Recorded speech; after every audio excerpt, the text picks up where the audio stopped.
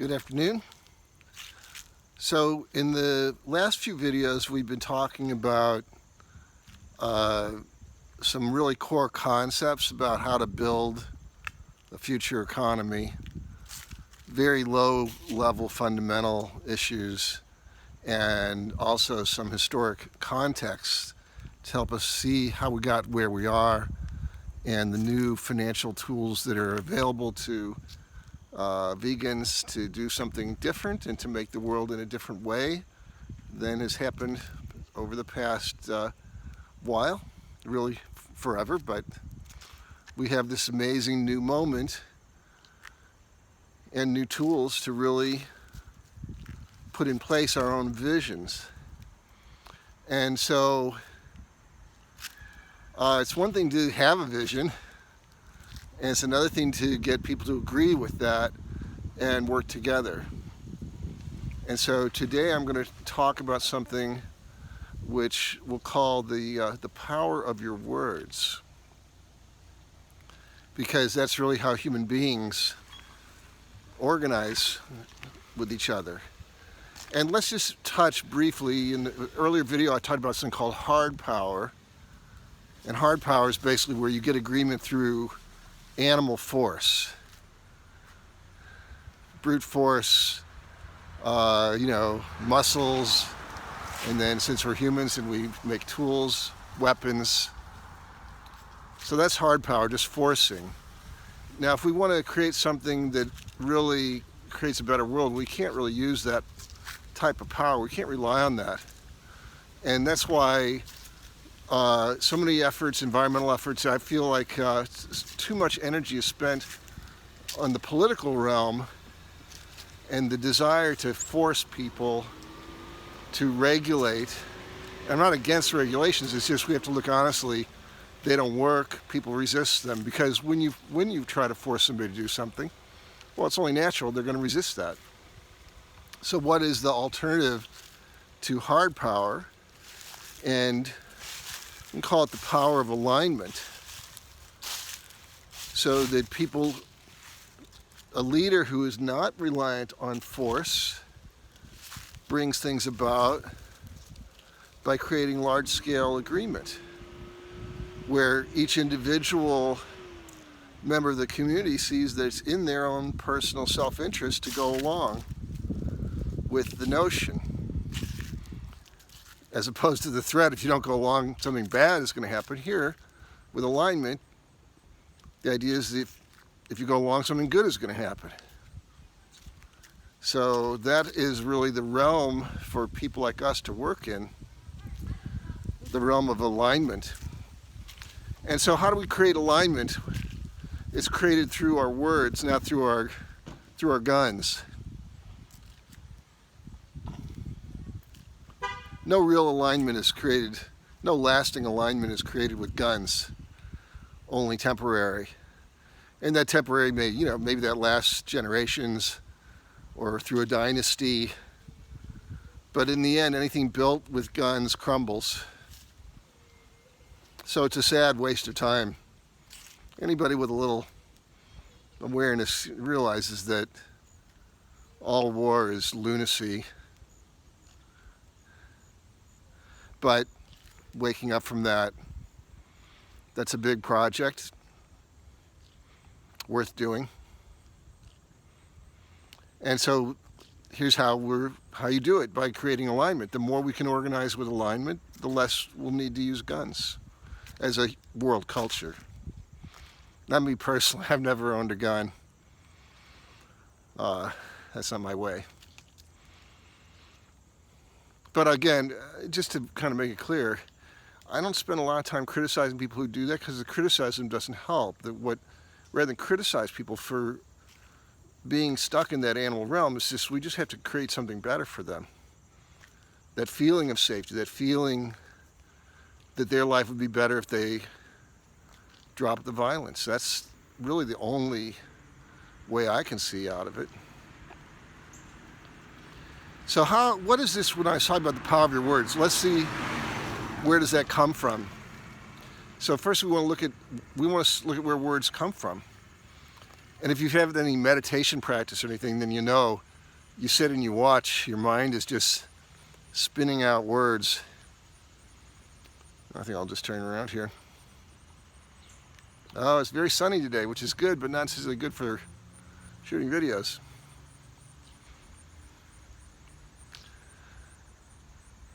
So you can see that the words are forming in your mind, and your mind is a subsidiary to your consciousness. So really, when you're very quiet, and then you see words arise in your consciousness.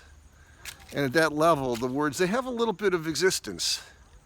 They weigh a little bit, right? There's something to them. And then you say, oh, well, I'm going to form a sentence, and I'm going to say something.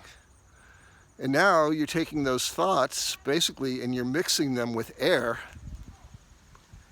and they come out of your mouth, and now you've got sound waves. So that's a more solid existence than just when they're passing through your mind. And then those words go out, and they hit the ears of another person, and then they go into that person's head. And depending, now here's where you know whether your words have any power or not. As a leader, your job is to try to create agreement. So most words just go in one ear and out the other, as they say.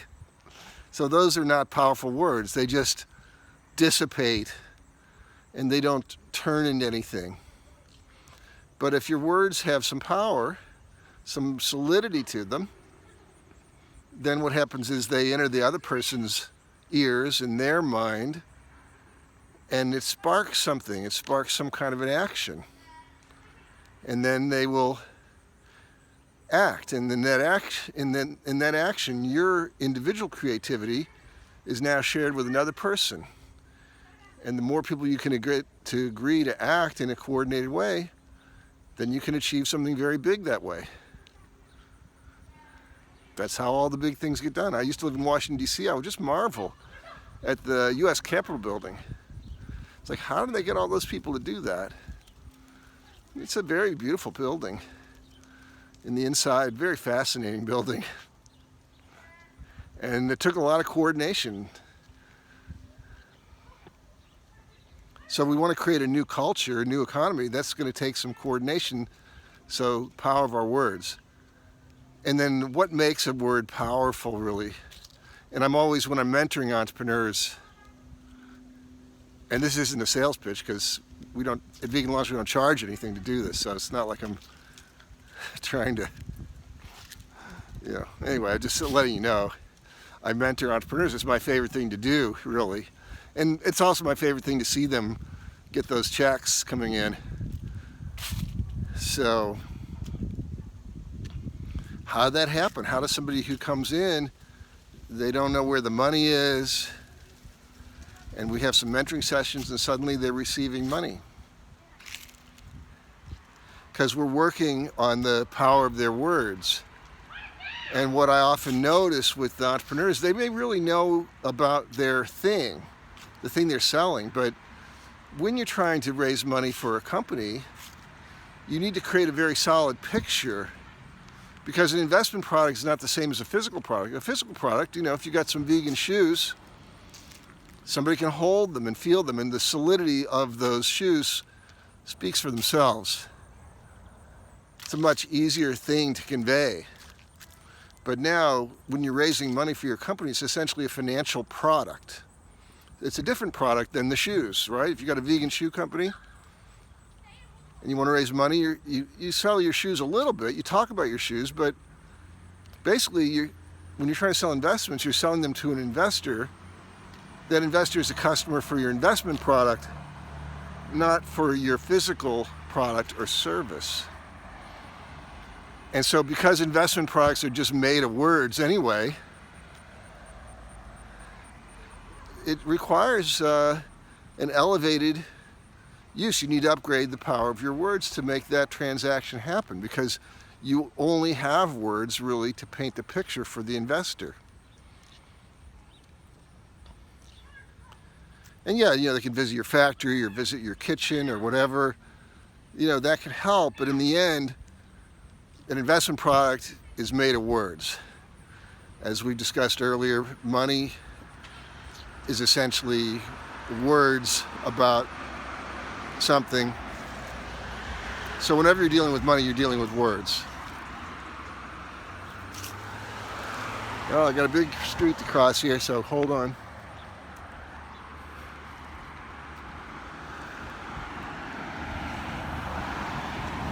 Okay.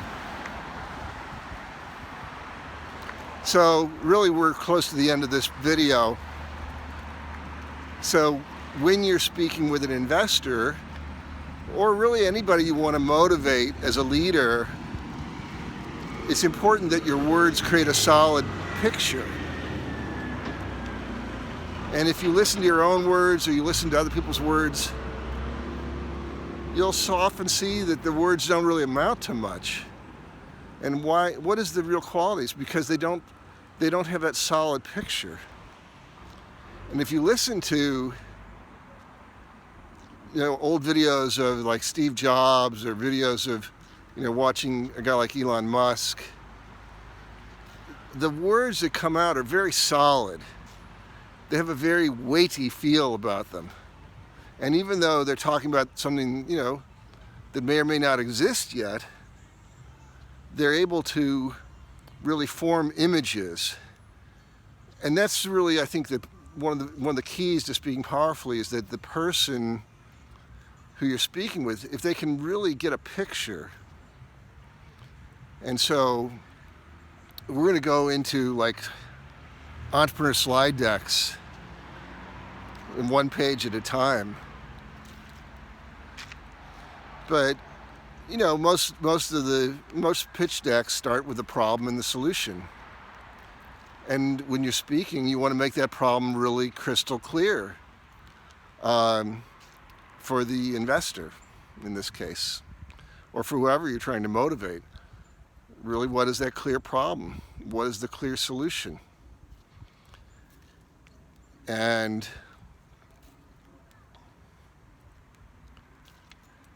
when I say clear, that they see it as a picture. They see it as an image. They see that picture of the future as being real. And this is definitely one of my favorite things to teach vegan entrepreneurs. And as you can imagine, a lot of vegan entrepreneurs, they want to build, they want to have a vegan restaurant, or they want to expand their restaurant chain. And so when we're practicing, when we're doing training, I'll say, well, what's your goal? And they'll say, well, my goal is to build a restaurant. And I said, look, you don't want to say that to an investor, because what happens in the mind of that investor, now you use the word, we're going to build a restaurant. With your money, we'll build a restaurant. And the investor's thinking, well, okay, so they can't help but see themselves in their work clothes with a hammer and a screwdriver and, moving pieces of wood around and nailing stuff and painting and all that. But the thing is, they don't want to do that work. If they wanted to work like that, they would be looking for a job. They want to give you the money and just have the result. So I advise entrepreneurs to speak and frame it as it's in the words of it happened. So you might say to the investor, this money will allow us to have this vegan restaurant. Now, instead of the investor visualizing building the restaurant, which is hard work, they can visualize themselves in enjoying eating there, which is a much more appealing thing, right? You don't want to use words that, and we, in our language, is all, we're very unconscious of the impact of our words on the pictures that they create. And I was working with another entrepreneur. I won't tell anything about her or her product, but she was putting together a one-page sheet, and she said, well, we're in a few stores and a few restaurants. And I said, you know, don't use that word few. Because few is it's a diminutive term. You can't use the word few in a sentence without somebody feeling like it's less than adequate. And the fact is, she's doing great. And given especially the stage of the company, you know, I said just use the exact numbers. You know, we're in 10 grocery stores, 10 restaurants, or, you know, just use the numbers, even if it's 0, because that's clear. The clarity is what matters, not that kind of fluffy kind of word. So that's really where I'm going to end this video today, is look at the words you're using as an entrepreneur, as somebody that wants to create a better world, and see, are you using words that evoke a solid picture in the mind of the other person? Or are you using a lot of casual, habitual language that doesn't really land in a way that's solid, that'll motivate the other person to action? And as you watch, and you'll see that you can upgrade your language, and now you're going to be increasing the power of your words. And it's through that, as an entrepreneur, that you get to really create the kind of community and the kind of culture that you want to have. So thanks for listening, and I'll see you in the next video.